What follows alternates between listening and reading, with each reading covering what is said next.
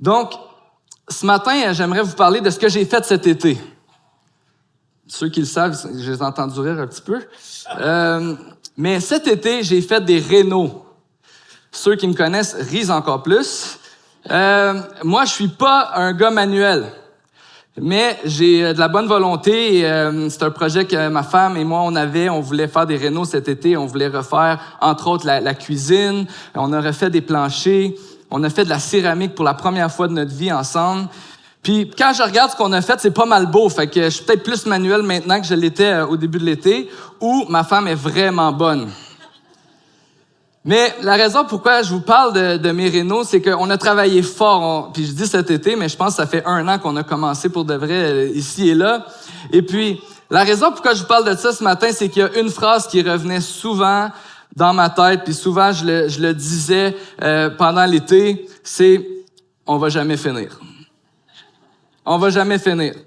Quand j'étais découragé, là, puis j'étais tanné ou j'étais fatigué, des fois je le disais, j'essayais de le garder pour moi. Je remercie Dieu parce que ma femme était pas mal plus positive que moi là-dedans. Mais je me disais souvent, on va pas finir. Je croyais pas, même dans ce moment-là, je croyais pas qu'on allait un jour finir nos rénaux. On n'a pas encore fini, mais je crois qu'on va les finir un jour. Ça l'avance, puis... Mais hier, justement, ma femme, elle installait des luminaires, puis là, je regardais la cuisine, je regardais qu'est-ce qui se passait Puis j'ai dit, parfois, quand je vois que, par exemple, les moulures sont pas installées, puis que je me dis, on finira pas, j'oublie toutes les heures qu'on a mis à démolir, à reconstruire, puis tout le travail qu'on a fait. Puis finalement, même si c'est pas fini, nous, on trouve ça beau, on aime vraiment ça, puis on regarde la cuisine, puis on dit, wow! Mais dans ces moments-là où est-ce que je croyais pas qu'on allait finir, c'est que ça m'empêchait de voir tout ce qui avait été fait parce que je focusais sur tout ce qu'on n'avait pas fait. J'étais pas capable de voir le travail qui avait été fait, toutes les heures qu'on avait mis, voir le progrès même. Des fois, j'étais comme une journée, j'étais hey, on finira jamais, puis le lendemain, j'étais comme wow, on a comme presque fini. Je suis un peu bipolaire quand on fait des rénaux, mais c'est comme ça. Mais je vous parle de ça parce que on regarde ensemble une série dans le livre de Jean. Et puis Jean nous a dit, on revient souvent à ce verset-là, mais qu'il a écrit son livre pour qu'on puisse croire en Jésus et qu'en lui, on puisse avoir la vie. Et une question que je voulais vous poser ce matin, c'est est-ce que c'est difficile pour vous de croire? Est-ce que c'est difficile pour vous de croire en Jésus? À première vue, moi-même, quand je me pose cette question-là, je me dis, ben non, c'est facile pour moi de croire en Jésus. Comme à chaque fois que je dis, ben je vais les finir mes rénaux un jour. Mais au jour le jour, dans les difficultés de la vie, quand il y a peut-être des épreuves qui vont passer, des souffrances, des doutes, de l'anxiété pour toutes sortes de raisons, est-ce que dans ces moments-là, c'est facile pour toi de croire en Jésus? Et c'est une bonne question à se poser. De se faire demander à l'Église, est-ce que j'ai de la difficulté de croire en Jésus? Peut-être qu'on semble dire, je pense qu'il faut que je dise non à cette question-là. Quand on nous posait des questions quand on était jeune, moi j'aimais ça répondre aux quiz, aux questions Puis quand je connaissais pas la réponse, je criais Jésus. Parce que on nous apprend à croire en Jésus, on vient à l'Église, on veut croire, on veut l'aimer. Mais dans la vie de tous les jours, est-ce que c'est facile pour vous de croire en Jésus? Et j'aimerais qu'on regarde ensemble ce matin une interaction que Jésus a eue avec un homme de son époque qui va vraiment nous aider à voir où on peut se tourner quand on a de la difficulté à croire, mais aussi pourquoi on peut avoir de la difficulté à croire. On va regarder ensemble dans Jean 3 l'interaction de Jésus avec un homme juif du nom de Nicodème.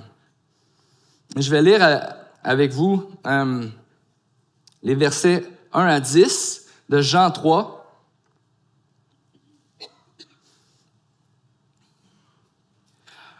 Or, il y avait parmi les pharisiens un homme du nom de Nicodème, un chef des Juifs. Il vint de nuit trouver Jésus et lui dit, « Maître, Nous savons que tu es un enseignant envoyé par Dieu, car personne ne peut faire ces signes miraculeux que tu fais si Dieu n'est pas avec lui. » Jésus lui répondit, « En vérité, je te le dis, à moins de naître de nouveau, personne ne peut voir le royaume de Dieu. » Nicodème lui dit, « Comment un homme peut-il naître quand il est vieux? Peut-il une seconde fois entrer dans le ventre de sa mère et naître? » Jésus répondit, « En vérité, je te le dis, à moins de naître d'eau et d'esprit, on ne peut entrer dans le royaume de Dieu.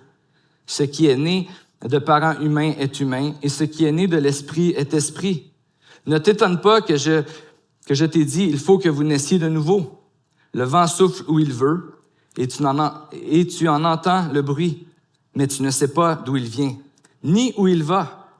C'est aussi le cas de toute personne qui est née de l'esprit. » Nicodème reprit la parole et lui dit, « Comment cela peut-il se faire? » Jésus lui répondit, « Tu es l'enseignant d'Israël et tu ne sais pas cela. » Donc, on va prendre un temps ce matin pour regarder le cas de Nicodème.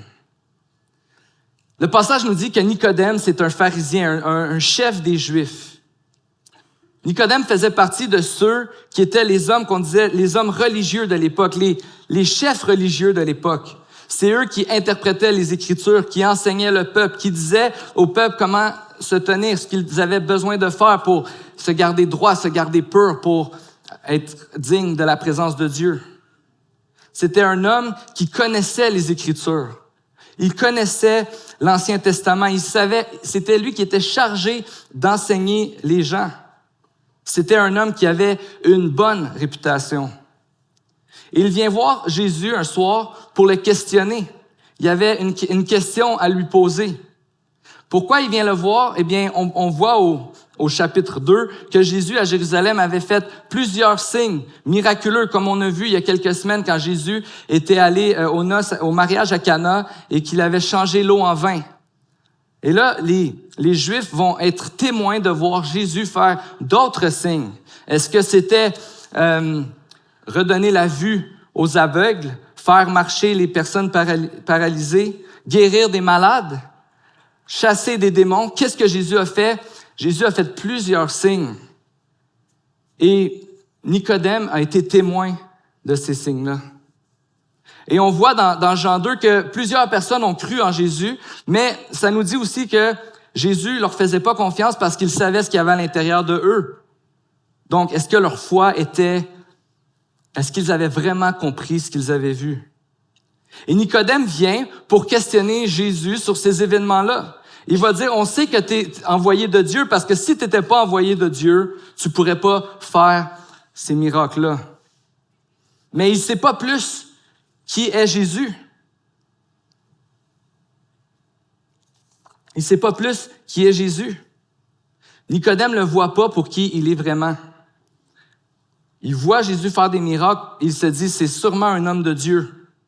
Mais il va même pas le nommer un prophète, encore moins le Messie, le Sauveur, Dieu fait homme que les Juifs attendaient pour venir sauver le peuple. On se rappelle que quand Jésus a changé l'eau en vin à Cana, Jésus est venu, on a vu que Jésus est venu éclater sa gloire. Il est venu se faire connaître. Voici qui je suis. Je suis celui qui donne une nouvelle vie, celui qui va venir vous sauver. Je suis le Dieu fait homme qui est parmi vous. Donc, les signes que Jésus fait servent à le faire connaître. Si tu vois les signes que je fais et tu comprends ce que je fais, tu vas réaliser que je suis Dieu. Mais on voit ici dans cette discussion-là que Nicodème n'est pas complètement ébranlé. Il fait seulement que questionner Jésus pour avoir une discussion avec lui pour mieux comprendre. Mais c'est vraiment intéressant parce que Nicodème aurait dû comprendre ces signes-là à la lumière des Écritures qu'il connaissait. L'Ancien Testament parle de la venue d'un Messie qui va faire toutes sortes de signes, qui va venir donner une nouvelle vie, qui va venir transformer la vie des gens. Quand Nicodème a vu les signes, il aurait pu savoir de qui était Jésus. Pour un Juif, la question n'aurait pas dû être « Est-ce que tu es le Messie ?» mais plutôt « Est-ce que je suis prêt à accueillir le Messie? Est-ce que je suis prêt à être changé, transformé par lui? Est-ce que je suis prêt à croire que, selon les promesses de l'Ancien Testament, le Messie va venir et il va nous transformer, il va nous donner une nouvelle vie? Mais il faisait seulement questionner Jésus. Ce que Nicodème aurait dû voir, ça aurait dû créer en lui, ça aurait dû le bouleverser au plus haut point. Ça aurait dû transformer complètement sa vision des choses.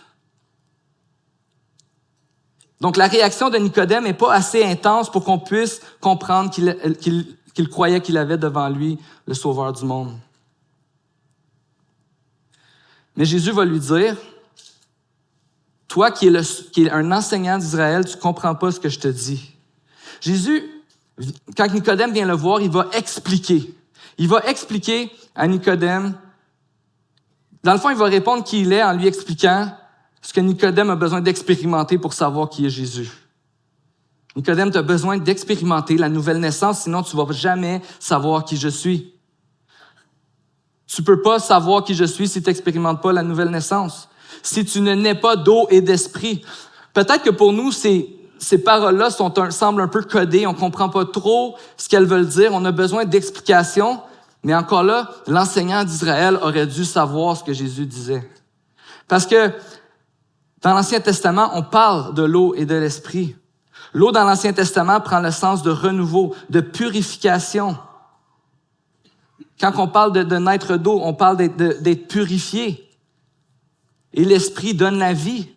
Alors, quand que Jésus dit à Nicodème que tu as besoin de naître de nouveau d'eau et d'esprit, il a dit tu as besoin d'être purifié, d'être transformé. Voici comment tu vas comprendre ce que tu vois. Mais tout au long de sa discussion, Nicodème, il pose des questions comme « Comment je fais pour naître de nouveau? Est-ce qu'il faut que je retourne dans le ventre de ma mère? Comment est-ce que je fais ça? »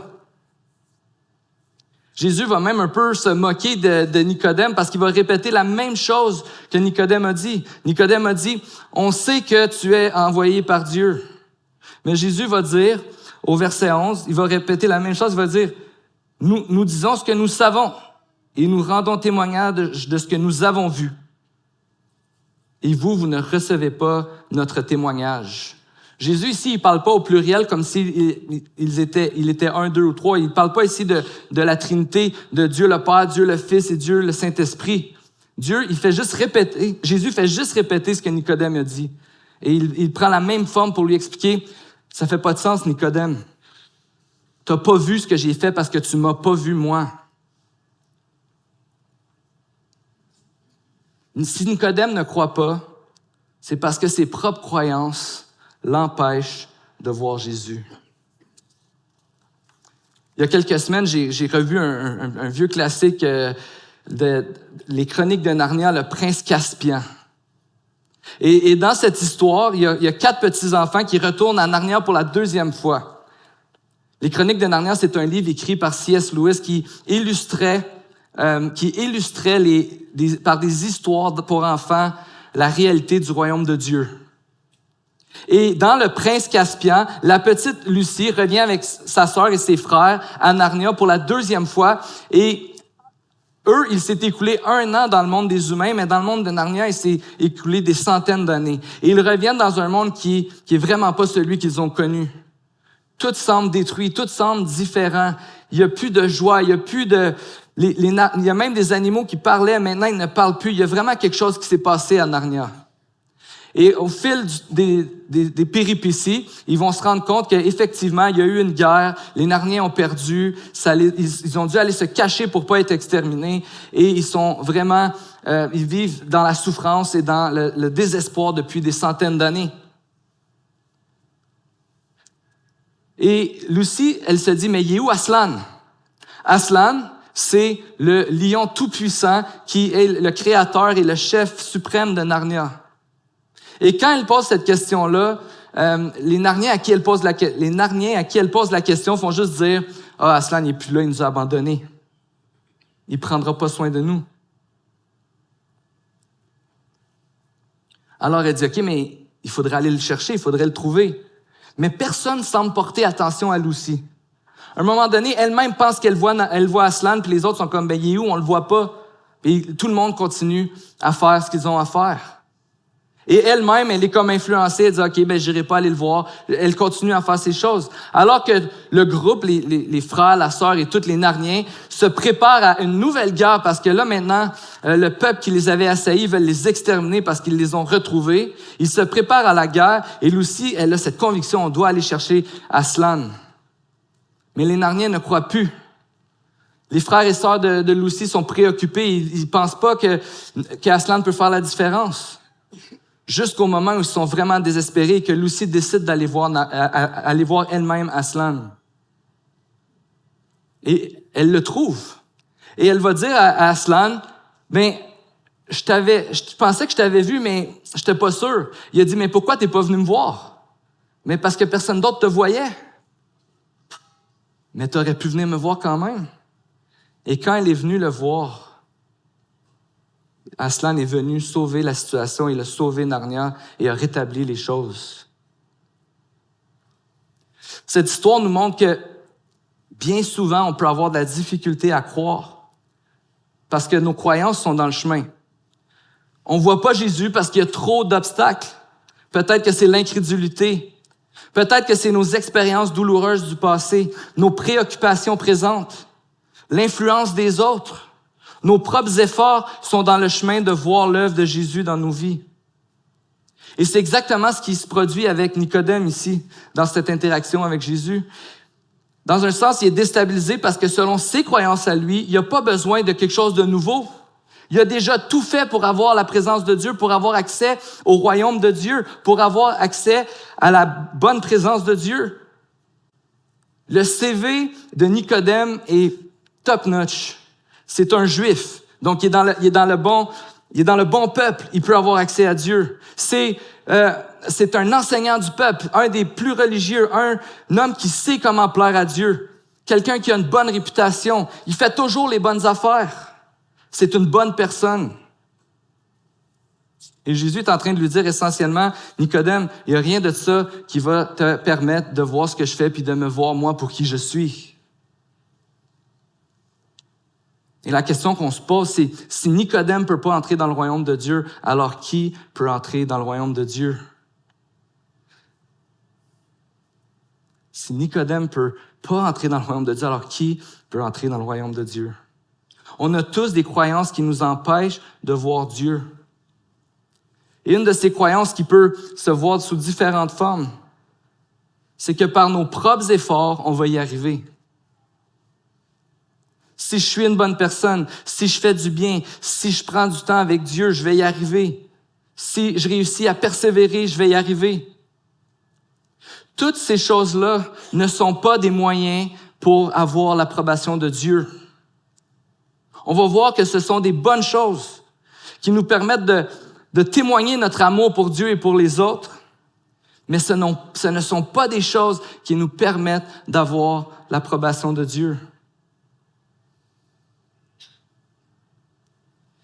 C'est pas la manière d'entrer, de participer à son royaume.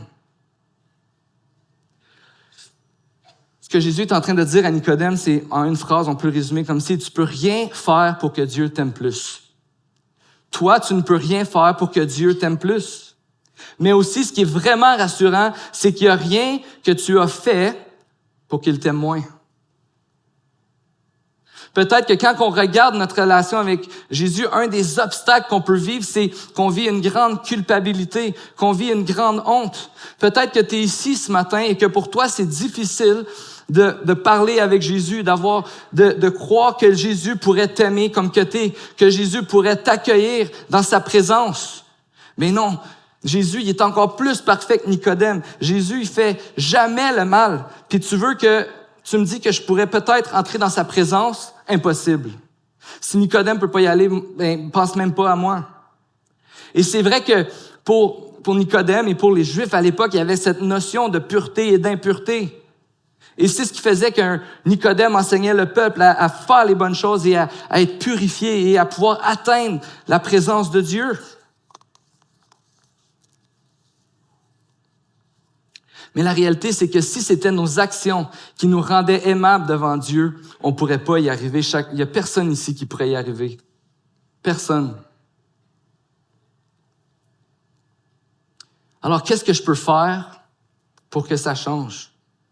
Qu'est-ce que je peux faire pour m'approcher de Dieu et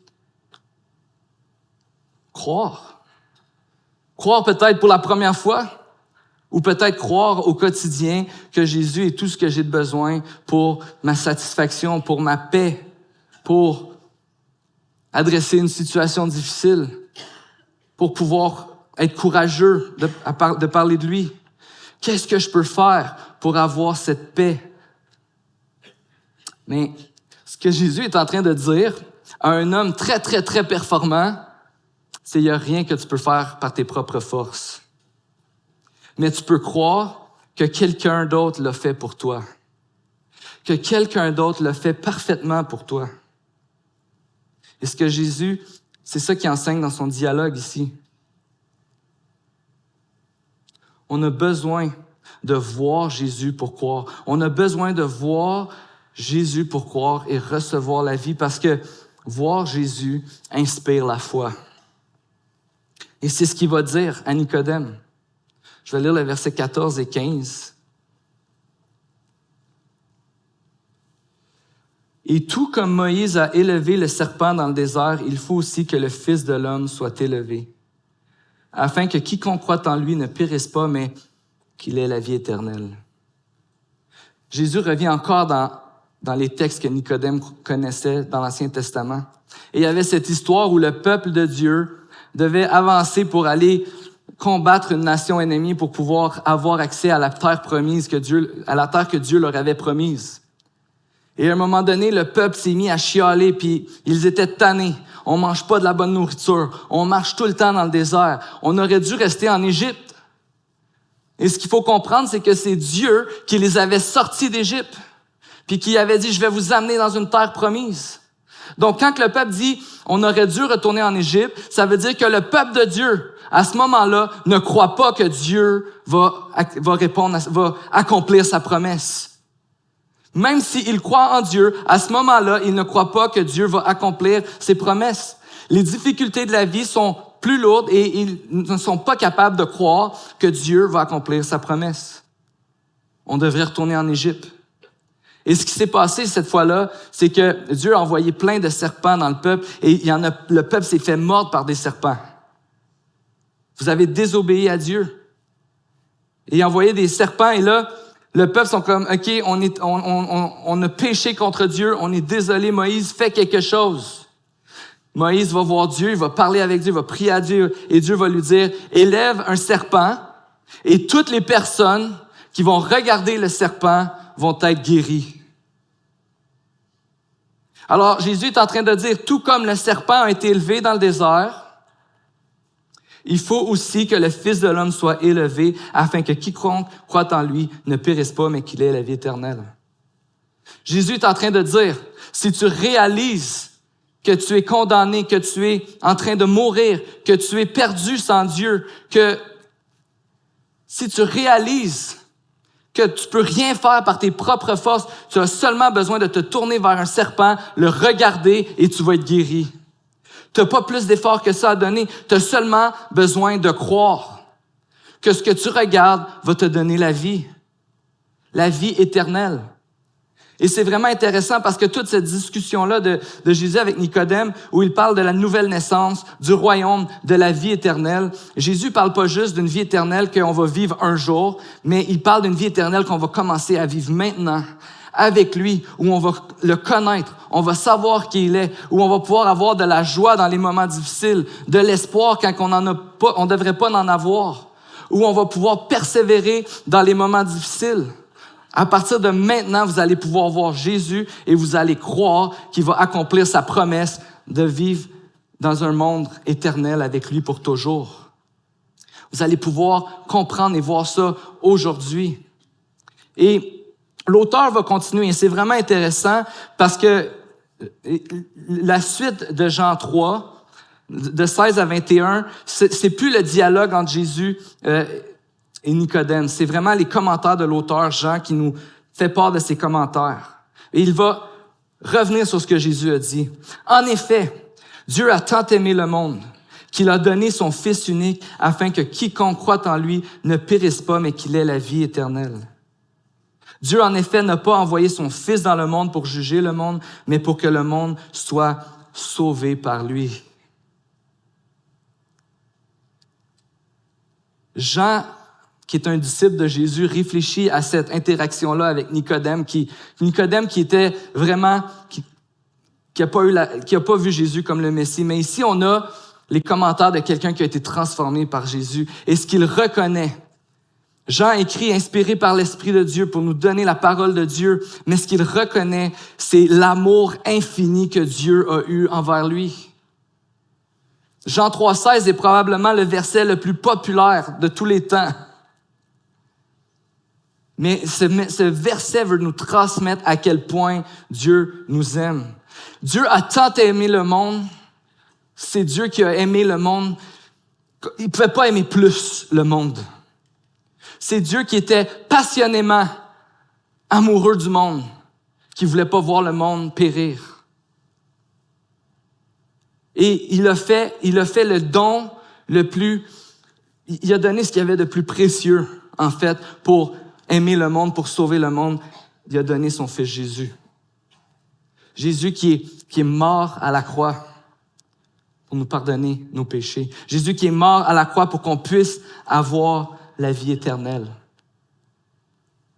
Jésus est venu non pas pour, on voit ici dans Jean 17, non pas pour juger le monde, mais pour que le monde soit sauvé par lui. Ce que le passage nous dit, c'est que le monde est déjà, nous sommes sans Jésus, nous sommes déjà jugés, nous sommes déjà condamnés, nous sommes déjà perdus. Comme les Juifs dans le désert, ils devaient regarder le serpent pour être sauvés, sinon ils étaient perdus. C'est ce que la Bible nous dit. Jésus est venu non pas pour juger le monde parce que le monde est déjà sous la condamnation, mais pour sauver le monde. Et ce que Jésus nous communique ici, c'est que quand Jésus est venu dans le monde, lui qui était beaucoup plus parfait qu'un pharisien, lui qui avait jamais fait de trouble, lui qui avait toujours fait ce qui était bien, lui qui avait toujours été en communion avec Dieu dans la prière, qui avait toujours eu la bonne interprétation du texte biblique. Quand il est arrivé dans la place, il n'est pas venu pour que le monde se sente mal, pour que le monde se sente condamné, mais il est venu pour offrir une solution, parce que sans lui, il n'y en avait pas de solution. Il est venu se donner pour qu'on puisse avoir la vie avec lui. Jésus est venu nous ouvrir les portes de son royaume, et on a seulement besoin de croire. Je dis seulement, mais c'est difficile de croire.